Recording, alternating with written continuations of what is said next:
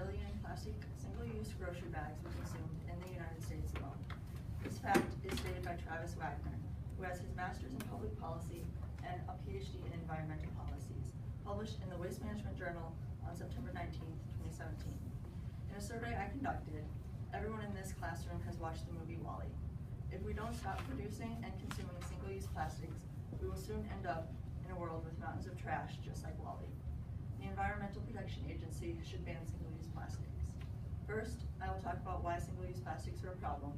Then I will talk about what we can do to solve this problem. Let's start with why single-use plastics are a problem.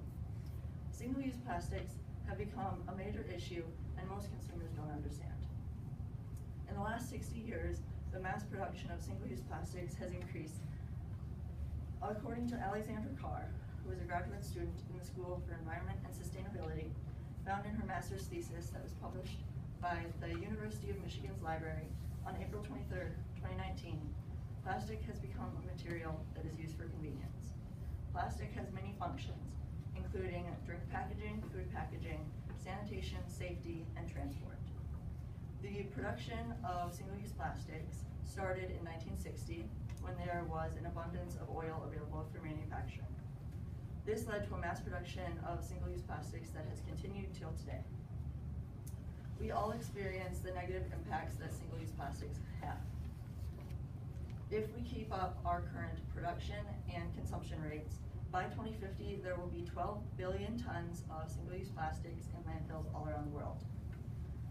According to Miguel Oliveira, who has a PhD in biology and a Master's of Science in Toxicology, published in the Trends in Analytical Chemistry Journal, March of 2019, leakage happens when trash that was supposed to end up in a landfill ends up in the ocean. If we keep up our current production rates, again, by 2050, there will be more plastic in the ocean by weight than there are fish. Microplastics are a big concern, but most people don't even know about them. Microplastics are plastics that have been broken down by the ocean to the micro level. These are impossible to clean up, and they affect us in many harmful ways. Because they are not able to be cleaned up, they make their way into our water systems, our seafood, and our sea salt.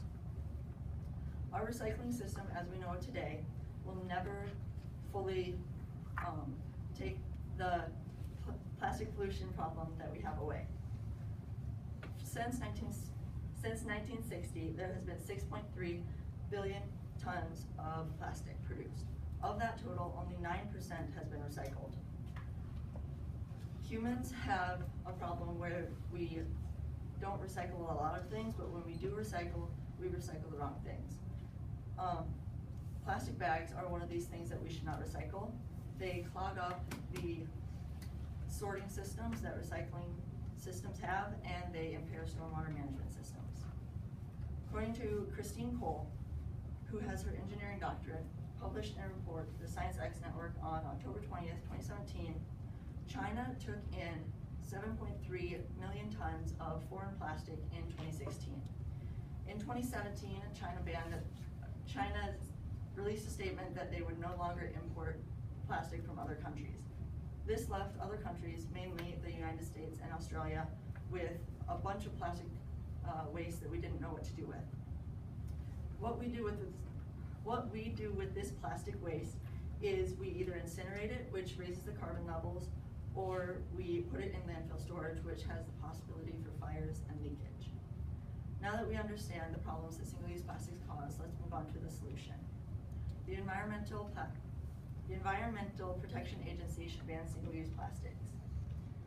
In order to make this ban effective, we need to invent long-term solutions and substitutes for the functions that plastic currently has.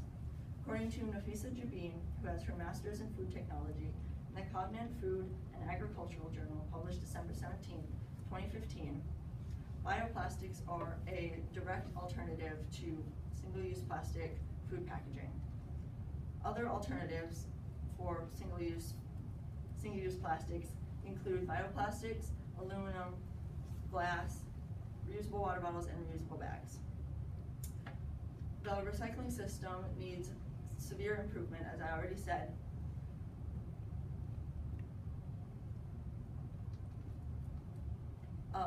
Many single-use plastics do not have any foreseeable alternatives, but they are single-use because they need to be for sanitation purposes. Examples of this include hospital-grade blood bags and vaccine packaging. If we improve our recycling system, we will be able to recycle these plastics, and we will not need to revert back to an unsanitary way of hospital management. While the Environmental Protection Agency and related scientists work on alternatives, we must do more to prevent further pollution. One way to do this is to increase recycling rates. As I said before, recycling rates currently are at 9%. With a deposit refund system, we will increase recycling rates. A deposit refund system is quoted as the most effective policy instrument for increasing recycling rates. With a deposit refund system, consumers pay a small fee when they buy a single-use plastic item. When they recycle this item, they get returned the fee. Many states in the United States already do this, but the United States should make it a full nationwide policy. As shown by the European Union, banning single-use plastics with existing alternatives is successful. In 2018, the European Union released a statement that they had banned single-use plastics with existing alternatives in effect by 2021. Already, there has been an increase in recycling rates and a decrease in pollution rates. First, I talked about why single-use plastics are a problem. Then, I talked about how we can solve this problem. The Environmental Protection Agency should ban single-use plastics.